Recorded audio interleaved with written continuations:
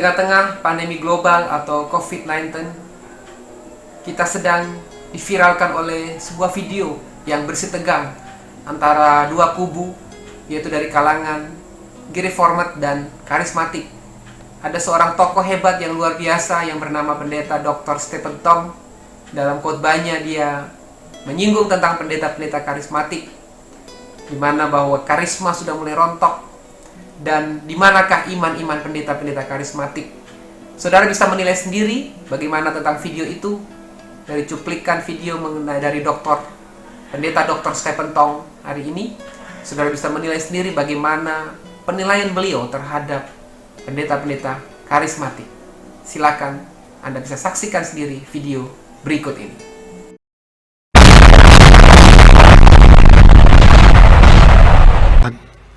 Termasuk yang 2 hari yang lalu, saya dengar pendeta yang besar di Indonesia yang berani mengatakan dia akan menghentikan coronavirus seperti Yesus menghentikan angin, tofan, dan ombak yang besar itu. Ini semua penghujatan, semua peniruan, pengkopian dari anak Allah yang tidak boleh dan tidak ada kopinya. Orang Indonesia yang begitu polos, begitu bodoh, begitu gampang ditipu.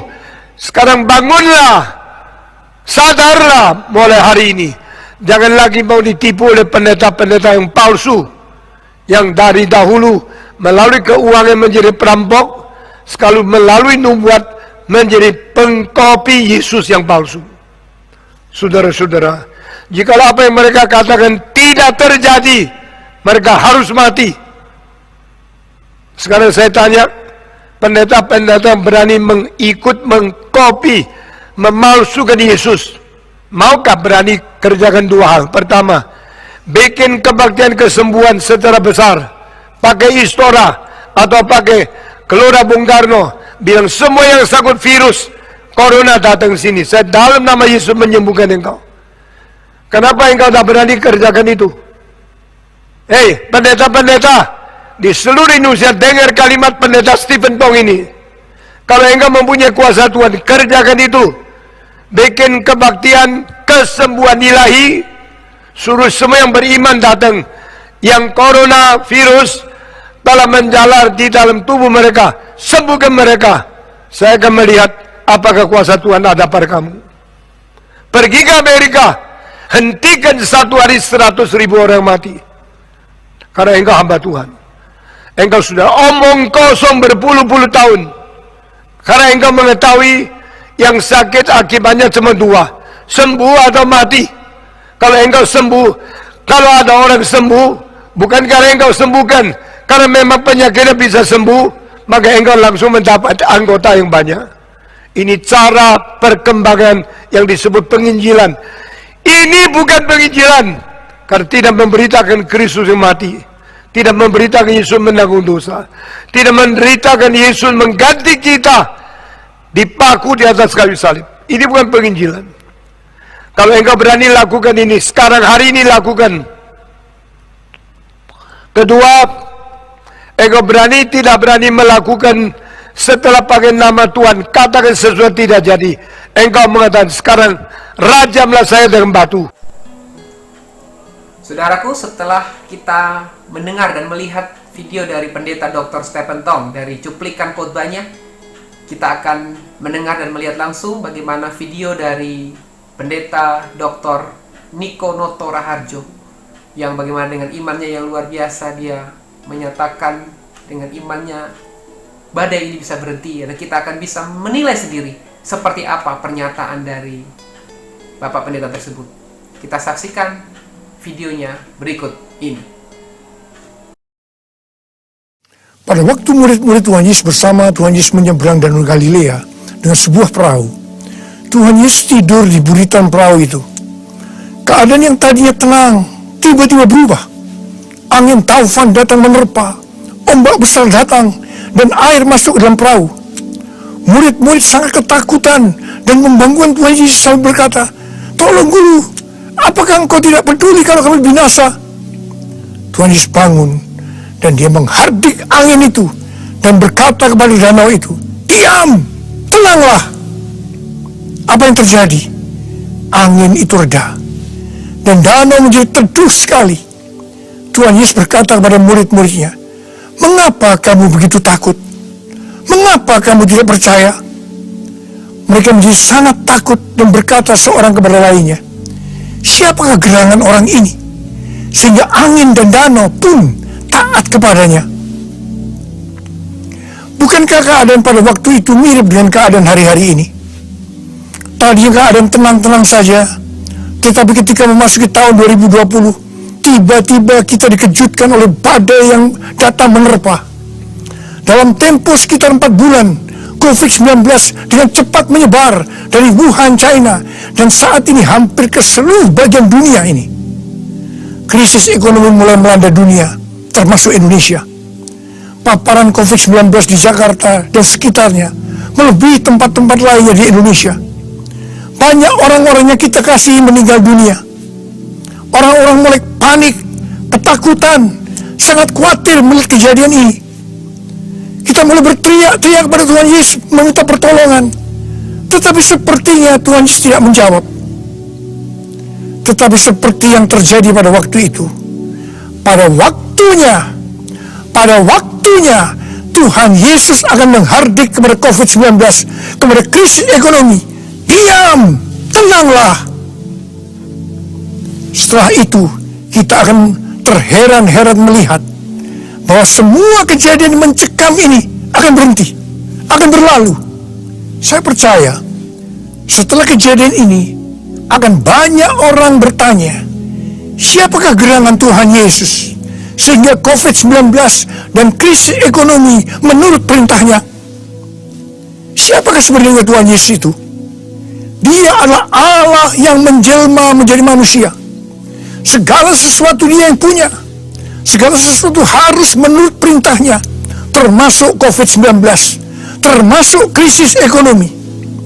Jadi melalui semua peristiwa ini, akan banyak orang yang tahu bahwa Tuhan Yesus adalah Allah yang menjelma menjadi manusia dan akan menyelamatkan umat manusia.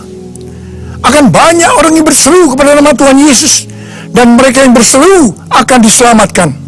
Pesan kunci untuk terjadi semua ini, bahwa kita harus berteriak terus-menerus dengan tidak henti-hentinya, meminta pertolongan Tuhan Yesus sampai Tuhan Yesus mendengarkan teriakan kita ini. Tuhan berkata dalam 2 Tawarikh 7 ayat 13 dan 14, kalau kita melihat Tuhan menutup langit sehingga tidak ada hujan, dan Tuhan menyuruh belalang memakan habis hasil bumi, di mana semua ini berarti krisis ekonomi. Juga kalau kita melihat Tuhan melepas penyakit sampar di antara umat Tuhan, ini berbicara tentang COVID-19. Tuhan meminta agar kita semua orang-orang percaya merendahkan diri, berdoa, mencari wajah Tuhan, serta berbalik dari jalan-jalan yang jahat. Artinya kita harus mengoreksi diri, bertobat, minta ampun. Kalau kita orang-orang percaya melakukan itu, maka Tuhan akan mendengar dari sorga dan akan mengampuni dosa-dosa kita, dan akan memulihkan negeri kita, Indonesia yang tercinta. Saya percaya hari-hari ini banyak orang percaya, termasuk saya, melakukan hal ini. Saya banyak berdoa di menara doa lantai 12 di SICC. Akhir-akhir ini Tuhan ingatkan kepada saya kejadian waktu tempat ini untuk pertama kalinya dipakai sebagai menara doa. Salah seorang pendoa mendapatkan penglihatan. Ada sebuah telinga yang besar, dan Tuhan berikan ayatnya dari 2 Tawarikh 7 ayat 15 dan 16 yang berkata, sekarang mataku terbuka dan telingaku menaruh perhatian kepada doa dari tempat ini. Sekarang telah kupilih dan kukuduskan rumah ini, supaya namaku tinggal di situ untuk selama-lamanya. Maka mataku dan hatiku akan ada di situ sepanjang masa. Setiap kali saya berdoa, saya selalu mengingatkan Tuhan tentang hal ini, bahwa Tuhan menaruh perhatian kepada doa dari tempat ini. Di situ saya terus-menerus dengan tidak henti-hentinya berdoa untuk keadaan yang terjadi saat ini. Saya meminta belas kasihan Tuhan supaya semua ini berlalu. Saya juga diperkenankan oleh Tuhan melihat hal-hal yang tidak saya mengerti. Dalam dalam pergumulan itu, saya berkata kepada Tuhan, Tuhan, saya tidak mengerti akan semua ini, tetapi saya menerima segala keputusan Tuhan. Dalam keadaan galau seperti ini, tiba-tiba saya mendapatkan kiriman lagu, Bagi Dialah Kemuliaan, yang dinyanyikan oleh saya sendiri. Ketika saya menyimak lirik lagu itu, saya menangis. Lirik lagu itu diambil dari Roma 11 ayat 33 sampai dengan 36. Oh, alangkah dalamnya kekayaan, hikmat, pengetahuan Allah. Sungguh tak terselidiki keputusannya dan jalan-jalannya. Siapakah yang mengetahui pikiran Tuhan? Siapakah yang pernah menjadi nasihatnya? Sebab segala sesuatu dari Dia, oleh Dia, kepada Dia.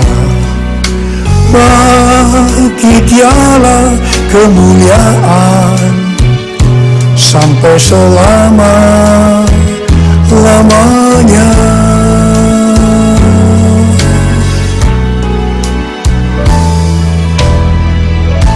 Di sini saya disadarkan oleh Tuhan bahwa siapa saya ini yang sebagai manusia sepertinya harus mengerti semua pikiran Tuhan.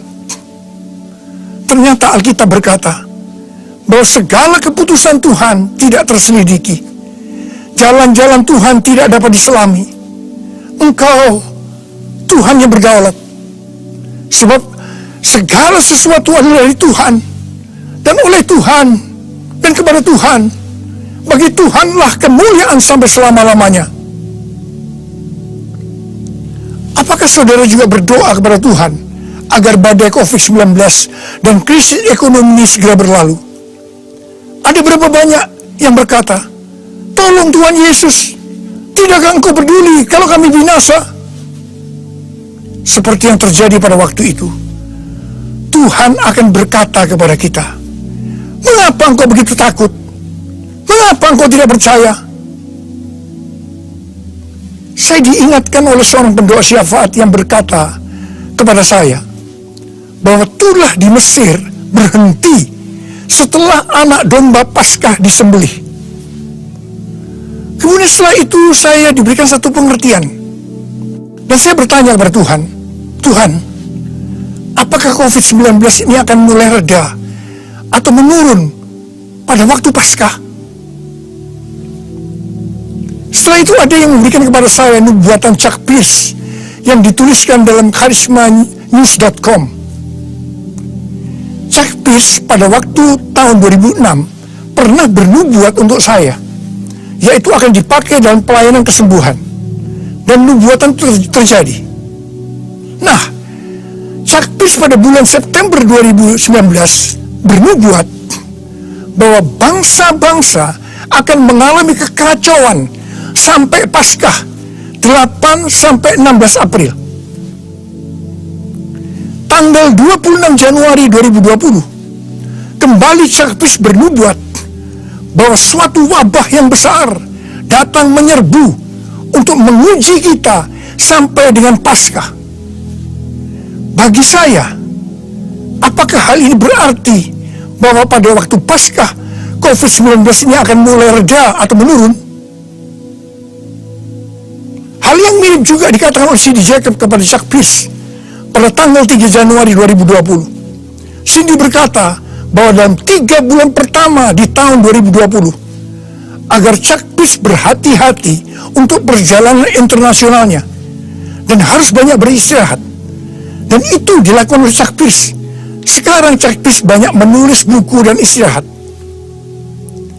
Selain itu, Chuck Pierce menginterview seorang nabi bernama Shawn Bolz yang berkata bahwa Tuhan memberitahu kepada dia bahwa akhir COVID-19 sudah dekat.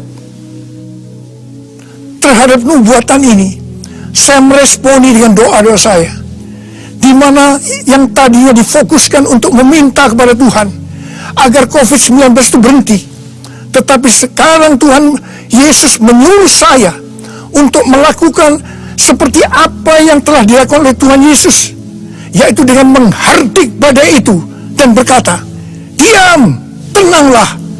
Karena itu sekarang saya memerintahkan kepada COVID-19 dan kepada krisis ekonomi dengan berkata, diam, tenanglah. Kita sekarang memasuki peperangan rohani yang dahsyat. Mari, saya mengajak saudara untuk berdoa seperti itu.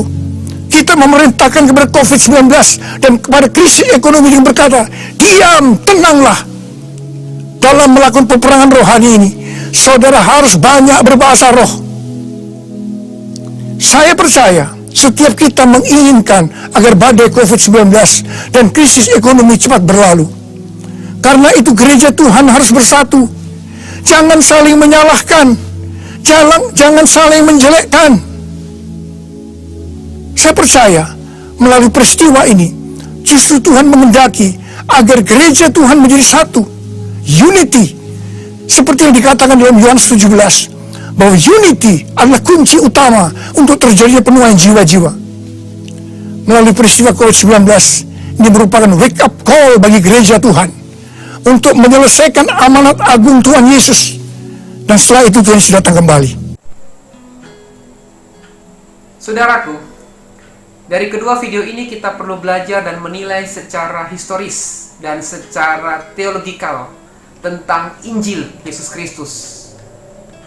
Tuhan memberikan satu perbedaan yang luar biasa antara Injili, Reformat, Protestan, dan Karismatik. Seperti saya dilahirkan dari kalangan Protestan. Saya besar dengan Protestan, saya dibentuk dengan pengajaran Injili, dan saya bersekolah teologi di doktrin Pentakosta Karismatik. Bagi saya, semua doktrin, semua aliran itu Alkitabiah. Tidak ada yang salah, tidak ada yang keliru, saudara.